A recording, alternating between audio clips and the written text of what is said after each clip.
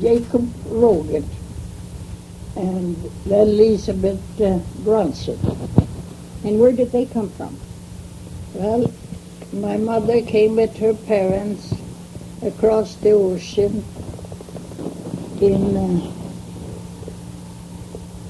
when she was 6 years old, or about. About what year then? Well, that would be, she was born in 62. And my dad was grown up and 27 years old from Norway. And then they settled... And they met and were married. And you lived at... And then he bought land near her, just about half a mile from Grandma's land. And I lived there till I left there. Where were you, though, when you knew that there was... you were going to come to Montana? Well, I was staying at home. I was a dressmaker and stayed at home but moved around and sewed in the homes. And then we were invited to a young people's society. Well, it was a birthday party on a fellow, a soldier, or a son of a soldier, old soldier. And we were invited, and we didn't know everybody there, but got acquainted. Well, who came there? Who was there? Well, while we were there, a fellow from the railroad company I was sent out to and introduced this new homesteading in Montana, open homestead. And he wanted the boys to go. He advertised the excursion train that it wouldn't cost so much, and he wanted the boys to go out there. And somebody said, maybe the girls would like to go too. I said, sure, we'll go. I'll go. And my sister is here, and she's 21. I was 23. Had to be 21 to file on land. And we decided to go right there that evening. And next morning when we saw the folks, we got home late and they had gone to bed. So we told them, and they decided it would be fun for us. It wouldn't hurt us. When did you leave then for Montana? Oh, I think it might have been a month later. And sure enough, How many were on the train? Oh, well, I think about 17 out they grew from that party. It was a beautiful party. It's moonlight and we're playing games outside and lots of fun, and we met quite a few. What months did you come to Montana then? We came and left there the 30th of May and got here the 1st of June.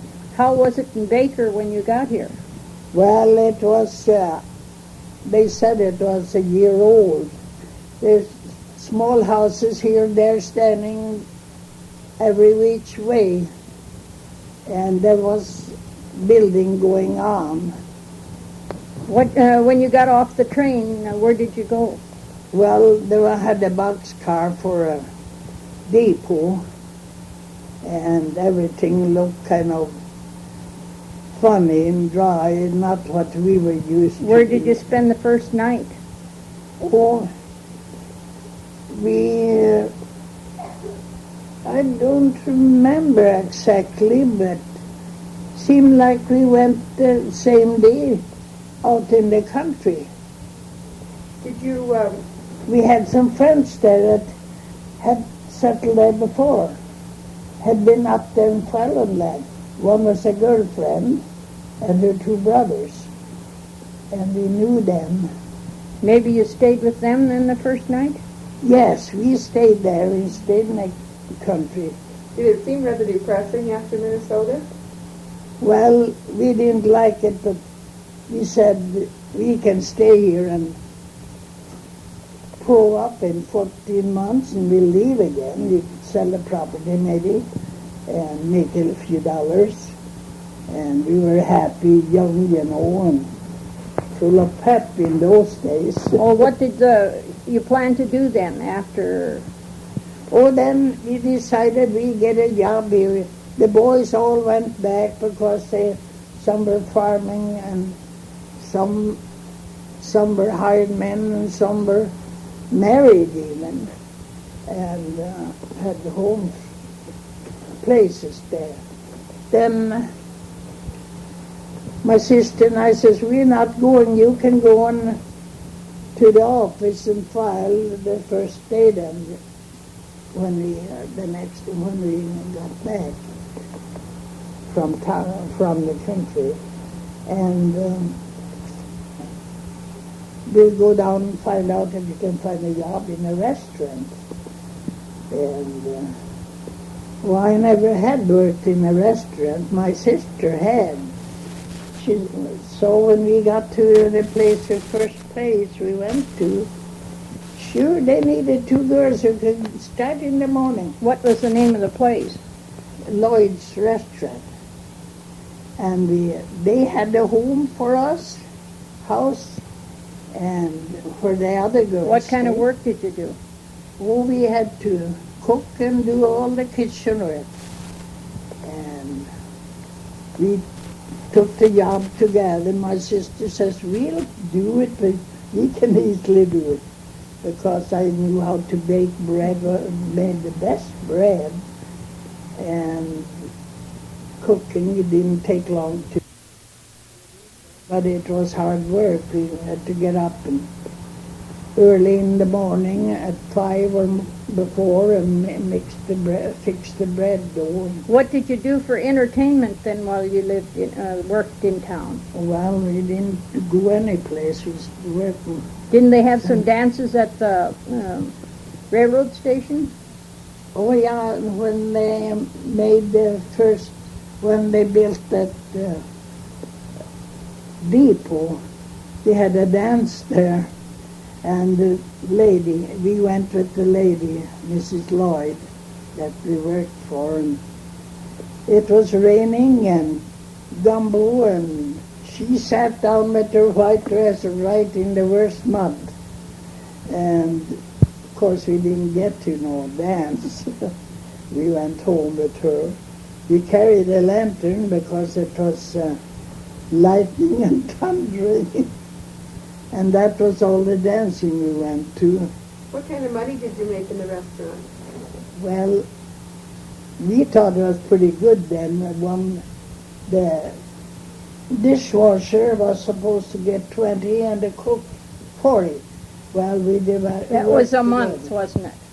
Each month, yeah. But we didn't draw out any money till we left. What did you do with that money then? Then we used that money and paid for our lumber for the house. Our house shacks were already built. Black tar paper, 10 by 12. And homemade furniture, except bed and folding chair. We had a cute little stove. After you had your homes, you and your sister Matilda, did you stay all the time in your homes? Oh no, we wasn't allowed to. It seemed like somebody wanted a hired girl and we just had to go. So we was never hardly home. When I went to stay at the lady's place, when I got back, my sister was gone. She was called, or they come and got her to be a pastry cook in the restaurant. And it was that way all the time. You worked on a ranch. And then in the fall, when it started to get cold and snow, a rancher close by had so many stoppers, people that freighted between Ekalak. His name was Breckenridge. Breckenridge, and they called it the halfway house. Yes. And I made breakfast for as many as 20 some mornings.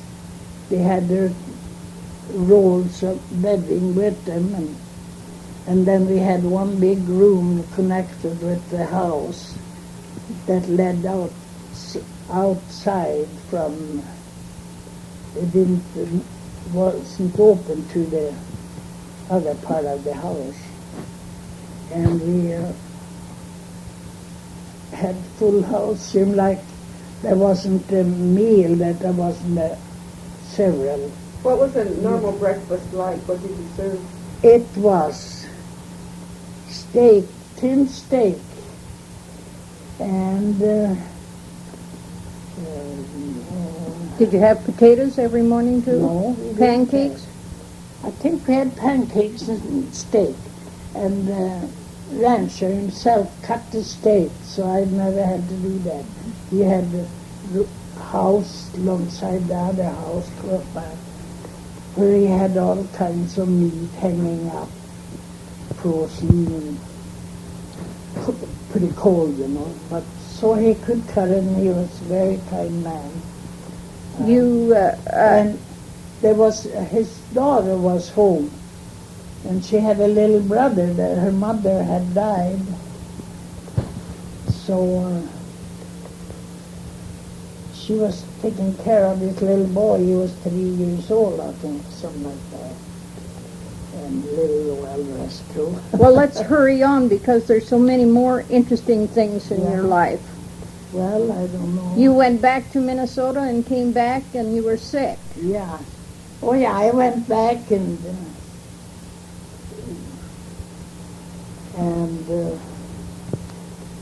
I just started sewing and worked. When you were sewing, excuse me, did you use a sewing machine, or did you do by hand sewing? Oh, no, we had a sewing machine. I drafted my own patterns, and from house to house. You made a lot of wedding dresses. Oh, yeah, and just the day before I left there, somebody come and wanted me to make a wedding dress. But I came out here and was going to help my sister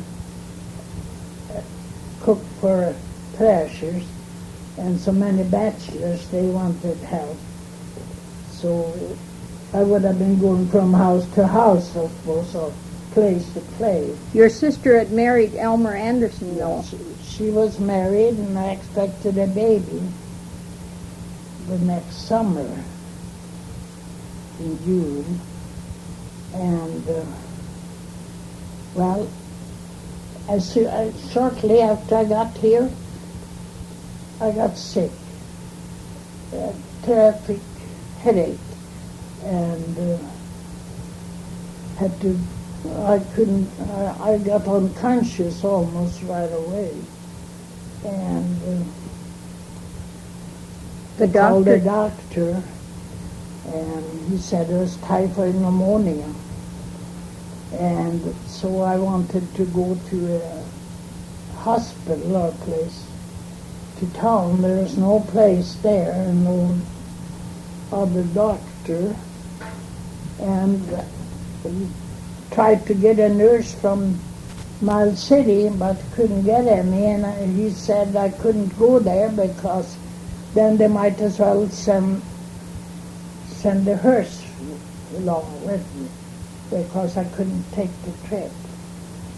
And he made 6 calls for me, and it dragged out till after Christmas. The second day of Christmas, I had my first meal of 2 teaspoons of tin custard. I was supposed to have had it Christmas Day, but then my sister took my temperature, and I had temperature the day before. And they had telephoned from Willard to Baker, so she told about it. Well, I had to wait another day, and then I, of course, got... You had to drink buttermilk. I drank buttermilk, and that kept me alive. And the neighbors brought it in, didn't they? Oh, yeah, they furnished that. And it wasn't a catching kind of typhoid, so nobody got it from me. And your sister washed clothes outside, didn't Oh, she? yeah, she had only 2 shacks together. Well, one was a little house, probably 12 by 12, and then she had a shack moved out next to it. 10 so by 10. Yeah, 10 Well- by 12. 10 by 12. When were you married then? Well, that was a long time later. I went back to Minnesota after my sister had her baby. But I was sick all winter. I had to hang out to the wall going outside to the ground. There was a couple of steps. I got so weak I couldn't walk and lost all my hair. The rough winter. Rough winter, yeah. But I started to eat, and then I went home to Minnesota again. Who was the doctor? Dr. Young, Dr. Young. and I sure liked him. He knew what to... Did he stay in Baker for quite some time? Well, he didn't stay. Yes. Well, he stayed. He was there for- quite a few years. Yeah, till Elmer died. And when my brother-in-law died from erysipelas, he said, when I couldn't say my best friend, he says, I'm leaving. That's the way Dr. Young felt when he left. You came back to Montana then, and you married my Oh, yeah. father, Yeah. and his name Well- was Albert Fost. He was a homesteader, so I knew him from the time I came out here. He came from my home neighborhood, but I never met him before I came out here. And the first time I saw him, he had been working a whole week without shaving, and he come home from the place he worked to go to his shack. And I was introduced to him with long weeks shaving, whiskers. We was engaged, not engaged long, but I knew him for 5 years, so I knew him pretty well. When you were married, tell about your house. Well, he had built a 2-room house. 2-room house, and the shack was still connected with it to a door. And he had sent for furniture and dishes, a whole barrel of dishes, 12 of everything, setting, and Brand new sewing machine. a brand new sewing machine, and a bedroom set. You were set up in style. Yes, and the dining room table, I still have it, a big Round. round oak table and 4 chairs. And What were the dishes like? Do you remember? They were Dishes? china. yeah, they were nice dishes, very nice. You don't happen to have those yet. No, I don't think I have one piece left. There might be a butter dish stuck away somewhere. Oh, that could be probably. Where were you married? In Baker? No, my brother took us in a buggy and took us to Baker. We went on the train To Miles City. to Miles City, and we were married by a Lutheran pastor. And That was the 5th of March, wasn't it? 5th of March. Was it cold? No, It was. people were working in the fields around Plevna. And my husband was anxious to get back to work in the fields, so that's why we didn't take any honeymoon. We stayed 3-4 days in Miles. When Dad came to Montana, he brought a lot of trees, didn't he? Well, yes, he came in a Immigrant. immigrant car in the fall, and he bought trees, and his mother sent tulips And he planted some, and there's still some out in the ground, the same place. And then he started a shelter belt too, didn't he? Oh, yes. And every year it was more flowers, wasn't it? Oh, yes. We had a flower garden, and Count Eden came out and took a picture of it, and we will see them born then. We waited 3 years before we had our first child, and then we had one a little more than a year later. You had 2 World War I babies, didn't you? Yes, I did. Did you have just the 2 children then? Yes. The last male before the war Was over. he got a call to the service. to Dad go was, and yes. get his number or whatever. But then the war was over. So he didn't have to go. So he didn't have to go. I don't think he would have, because he was farming and raising food, and we had chickens and a lot of eggs. Oh, 1 year Dad had so many potatoes. How many? Oh, well, he shipped a carload to Utah of certified seed potatoes. Bliss Times, weren't they? This times was popular then. And Dad worked with the fairs, didn't he? He was on the fair board for many years, and then he took care of the vegetables and horticulture stuff in the fair building. Has the fair always been a very important part of this area? What? Has the fair always been very important? Yes, To some people. to some people, yeah. And I took care of the flowers for many years.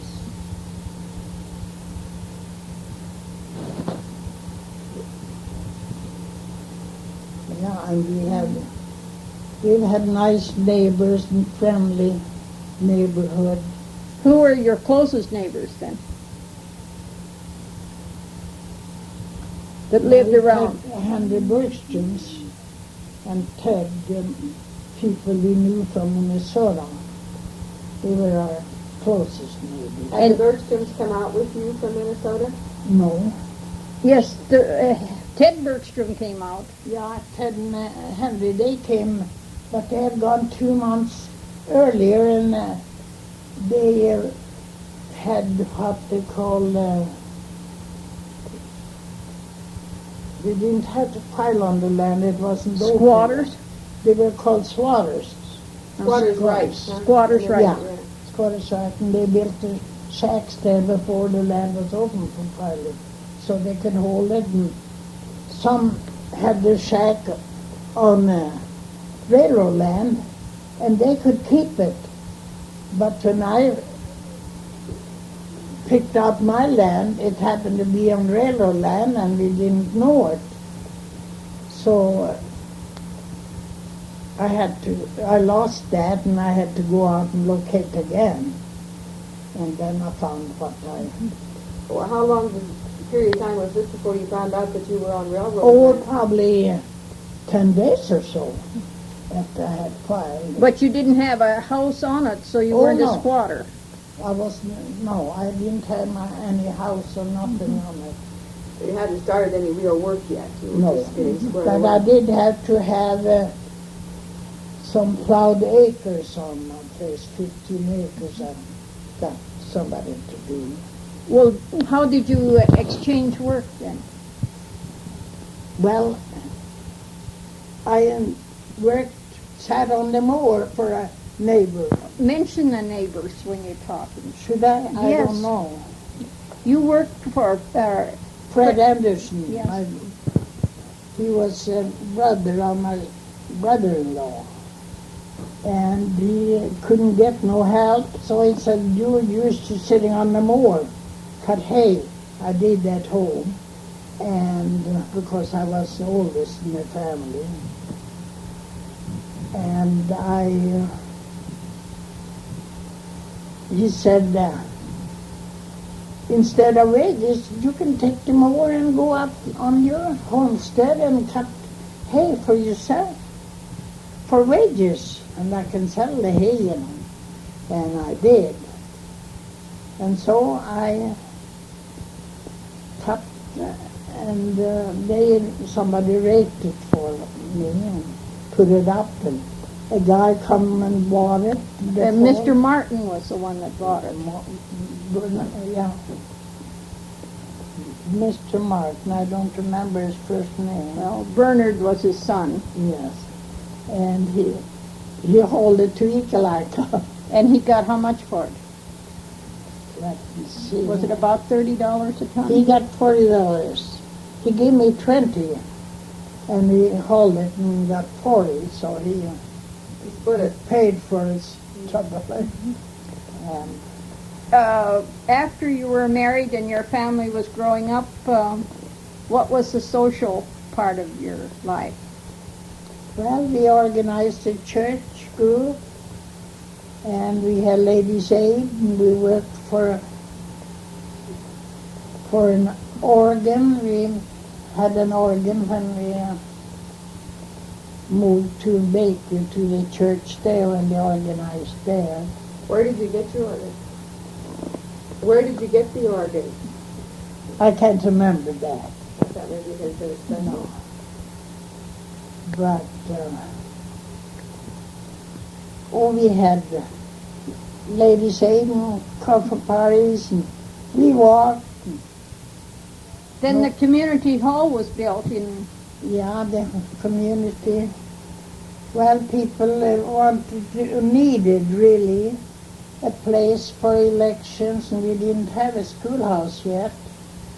So the community organized and said, let's build a community hall. And the town people were generous and gave money, and the farmers all around, joined in and bought the lumber and got somebody that could carpenter. And Didn't Dad haul out yeah, he hauled the lumber. by wagon? Oh yes. How many 4 horses?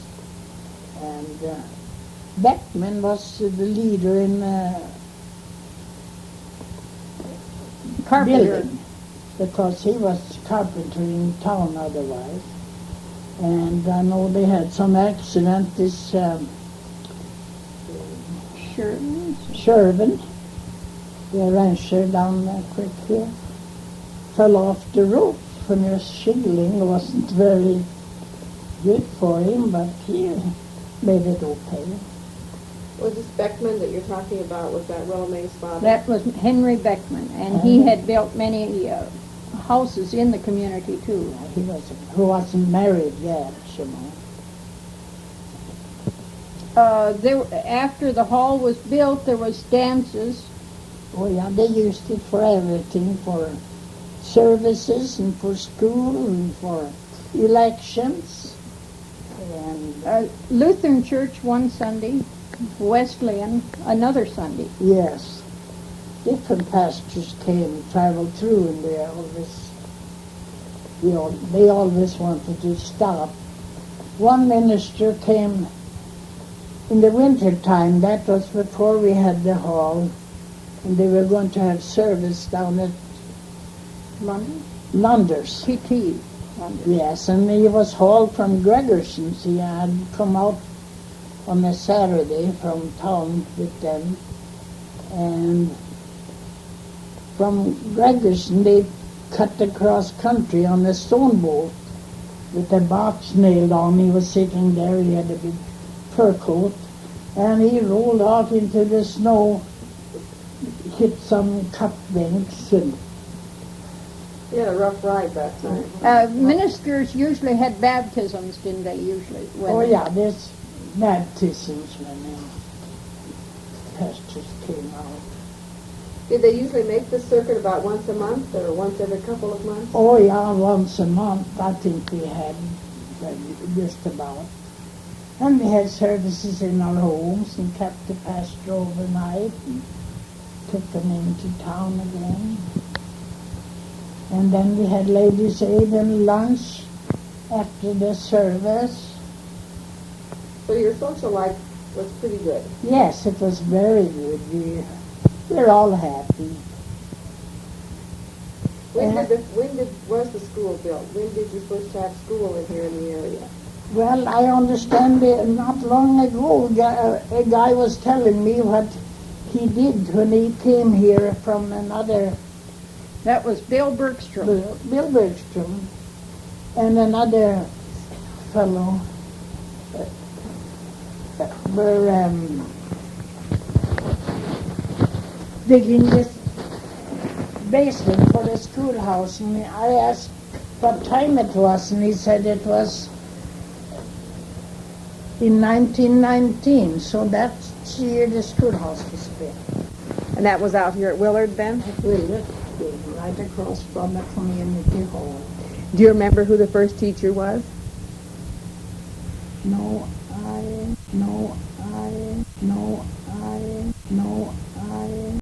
I remember Hayes too, and I can't remember because that house where the Crosses live now, Dr. Young built that house. Yes, he did. And one of his daughters graduated from high school here with me. And I remember when I was in the second grade, I had pneumonia, and Dr. Hayes took care of me. Oh, I see. So I can't remember which was first either. Oh, you can't know. Maybe both of them were here at one time. See, think I they was were. sick in 11 and 12. And Dr. Young was here then? He was here then. Well, and I wasn't here then. Oh, you wasn't. So, there must have been a time where both of those doctors were here. Yeah, it could have been. Well, after the school was built, did that change the community life a great deal? No, not It at just all, kind no. of absorbed. I didn't board any teacher till after my kids started to go to school, and then I had a teacher for many terms. They didn't have a teacher's house. They lived in No. homes with the... Had to board them. There was as many as 27 kids in school At one time. for one teacher. for For one one. teacher. And Showed all the grades. there was 4 schools in the district. Gregerson, Lunder, Bechtold, and Willard. They had the same School board. organization, Same school board. My husband was on the school board, but I can't remember what year. Probably 100, about 100 pupils for the 4 schools. Did they have things where they got together, like Yes, at play the days hall. or this type of Yes, thing? there was parties at the hall for the Oh, schools, Oh, yeah. and every school had Christmas parties. And they joined together, these different schools for Christmas. I have to ask you a question I've asked many of the people. Did you have candles on your tree before the days of light? Did you use Yes, Did you? we had the candle holders, Mhm. and we snapped them on, but one had to stand and watch so no fire started. And the Christmas trees were gotten in In the doors here. the draws. You used cedars Pine and other trees. pine trees. Pine trees. And what else did you use to decorate them with besides the candles? Oh, we made cookies and different things. Cranberries, Cranberries, strong cranberries, and popcorn and such. It was kind of crude, you know, it wasn't too much, but... But you had And I piled the gifts underneath the tree, and that was the most important. And I suppose most of the gifts were homemade, weren't they? Oh, yeah. It was mostly clothing and wearable things that the children needed. And your brother-in-law, Elmer Anderson, was a carpenter. yeah, he carved things and made Children's toys and Yeah. baby beds or doll beds. Oh, yes. And we bought dolls and dressed them ourselves. Children loved them. Oh, yeah. When we were young, you sat up nights and did a lot of sewing. Yeah, when you kids slept. And I know you was probably 5 when you got a baby carriage. And Tell about that night. oh yeah, well, I think we had everything in the shack, and I could go out from the shack too, and from the bedroom and I went. We had the things fixed. Is it on? Yes, it's on. And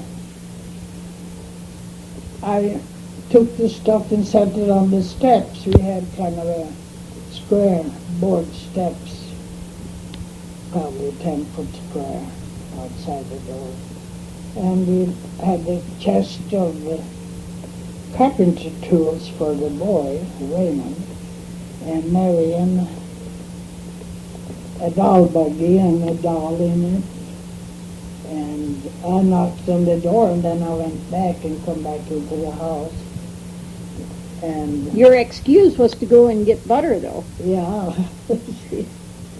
and somebody knocked on the door, and my husband stood there, and what was that? Was that Santa Claus? He said, oh yes. So they didn't dare to go to the door even. They thought it was Santa Claus. And well, they finally opened the door, and there was the stuff standing. Then they knew it was Santa Claus had been there. Then it was happy. I bet that was a big Christmas. Yes, that was a big Christmas for him. There was other things besides, but that was the main thing. Where did the doll buggy come from? Had you bought it? Oh, we had bought it in town.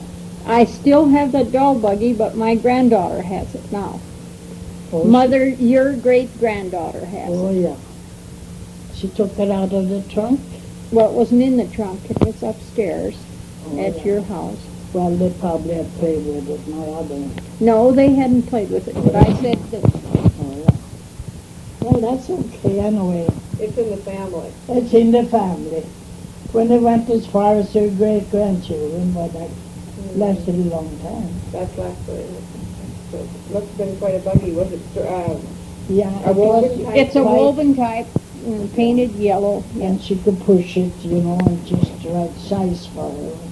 She got it. My dolls are still in the trunk.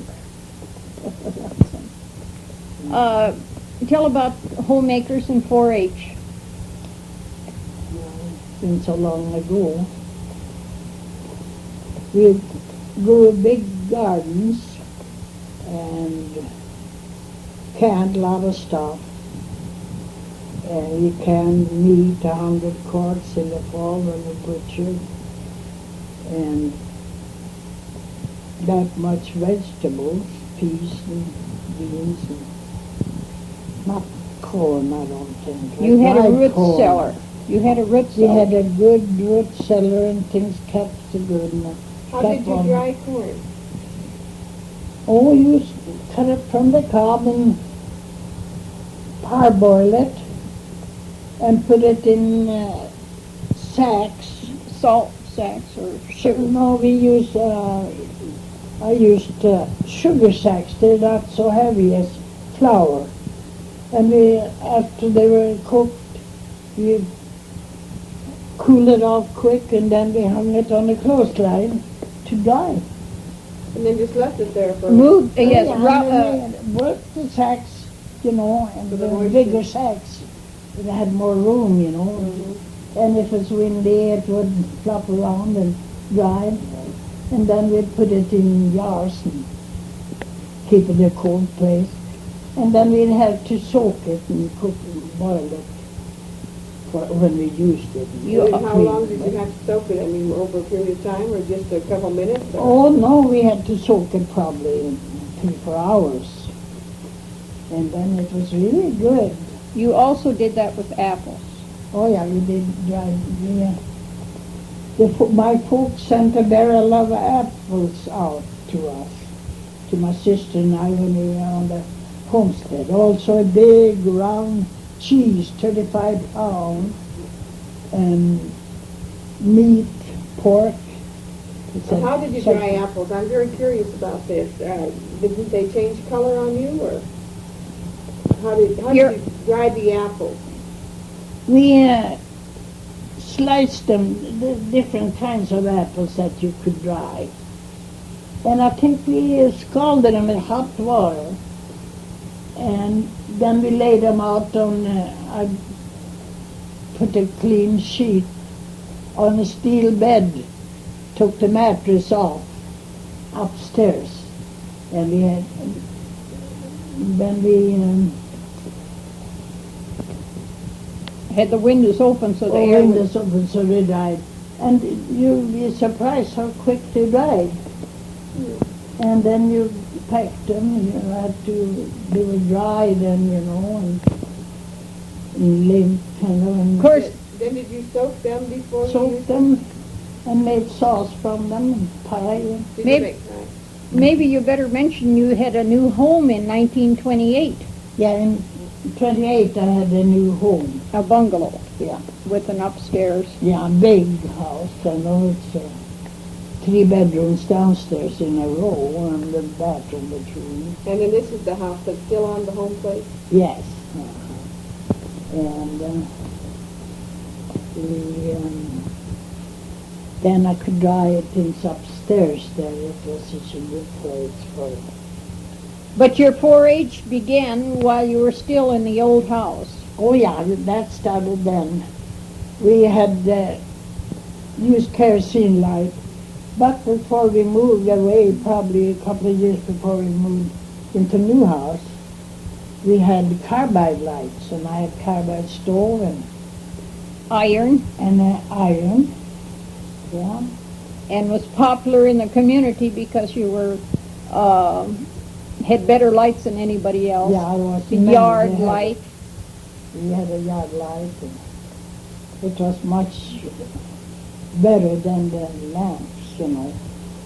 It was J.O. Hembry was the first county agent. Yeah, and he came out often. He brought the family, and oh yes, I must mention, they came out one time, and I had just sent for a box of 100 or was it 200 chickens, and I had them out in the sun in the afternoon when they came, and one of the boys, he grabbed the chickens and squeezed them and killed them.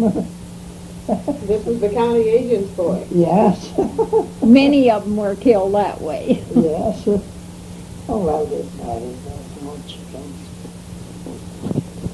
Yeah, I got the pressure cooker. I can't remember what year it was. But Mrs. Ted Bergstrom and I got one. The Denver kind. Have you seen them? No. Were they very good for those days, I suppose? Yeah, and a club leader or a Extension agent. from Helena came and showed us, demonstrated that, and it was before the 4th of July. We had a demonstration at Ted Bergstrom, and I had a quart apiece already. You had an early spring. 3 quarts at a time, quart jars. Could have 5 pint jars in there at a time. I imagine this speeded things up quite a little for you, didn't it? Oh yes, oh sure. This was about 1924, though, Yeah, something like that. because that's when 4-H started in the community. Oh yeah, that's when it started. And the Willard Homemakers began about that time, too. Mrs. Bergstrom and I were the first 4-H club leaders, I think. Okay. Yes, you were. And how many years did you work with 4-H then? Till Marion was through. That was 7 years that I was in 4-H. Was it? Well, I was leaving. But Dad was 4-H leader also Yeah, for boys. later. Yeah, And he had vegetables, potatoes. corn. Well, didn't you grow a lot of the apples that were famous in this area? Yes, we did. We had 14 different kinds at one time. I don't know, some of the trees have died out, you know. But my husband was able to bud different kinds. I had 7 kinds on one tree. He could bud it from different trees until Did they all grow well and keep their own identity? Oh, yes. We couldn't grow the kind good eating apples like to do from California, but or Washington, but Good pie apples. good pie apples. And to this, well, every year we have so many people come and get apples. They know what we have, and they know what tree they want them from sometimes, because they know what kind we grow. What kind do you think makes the best pie of the ones you grew? Well, I can't exactly remember. I can't remember the names now. But every fall you do sell a They lot were of... a green apple. They didn't get red, but they got ripe, you know. During World War I and World War II, you did some sewing. Oh, yes, I sewed hospital Gowns. We took in 40, I think, at one time, our club. But I made most of there was other things they made too, but I knew how to sew pretty good, and I had a good machine. I got to sew the hospital gowns and put the Red Cross tag on them and all that. Then these were shipped to the soldiers Shipped, overseas? yes, they were shipped to the hospitals. World War II, we did made a lot of lap robes. Oh, yes. We did a lot of that. And we raveled a lot of wool sweaters and crocheted them. Yes. Your hobbies, tell something about them. Well, Your quilts. oh, yes,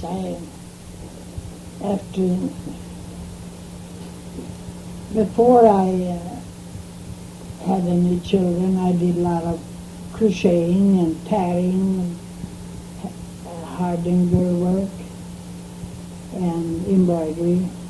But while the children were small, I had my hands full with them in school and stuff. Then later I started to make some piece quilts by hand, this applique. Tell about the one with all the grapes. Well, I can't remember the number of grapes. Isn't it about 700 grapes on there? Yes, and every one had the stuffing in it, so it showed up. All handmade. It's white with purple grapes You and still have green it, I leaves. hope. Yes, I have it. She has it. Do you ever teach your family to do tatting and hardinger? Well, I think Marion knows pretty much. They seem to be I can tat, but I don't know how Donger work. No, But that's embroidery you cut out. And it's so particular. But it's a beautiful skill. Yes, it is. It's pretty. I have them in my series. About how many quilts did you make? Oh, I made more than a dozen. But I gave away at Christmas this year 7. To your To daughters? my daughters and daughter-in-law. My Granddaughters? and 2 to my great-granddaughters. And your grandsons? And grandson. Who are your granddaughters, by the way? Karen Griffith and Maxine. Maxine Russ, And your grandsons? Raymond, and No. That's your son. yeah. Or my heart. Your grandsons. Or Russell and Randy Hanson. Hanson. And they all live nearby, don't they? Yes. I see them You're lucky, you know, all your every family's week. close. Yes. I see all my relation every week. How many great-grandchildren do you have? I have 8. Do you feel like you've had a good full life? I feel like I have. A few minutes ago, I heard you make a comment that not very many women could make about your husband. You want to repeat that comment? You said he never made you feel bad, right? And having hurt my feelings once. In how many years? 55 years. That's a long time. You were married 55 years before Yes. he died. Dad was 88. And he died at 88. And how long has he been gone?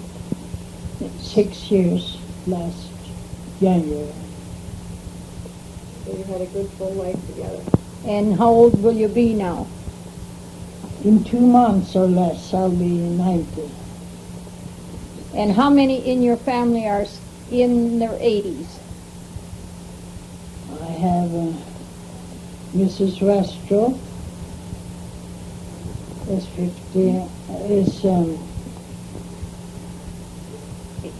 87. My brother Ole is 85. My sister in Minnesota, I talked to her last night. She was 83. And then I have another sister was 75, the 6th of July. And another brother? And another brother that's about 78, I think. How many? There were, what, 6 of you altogether?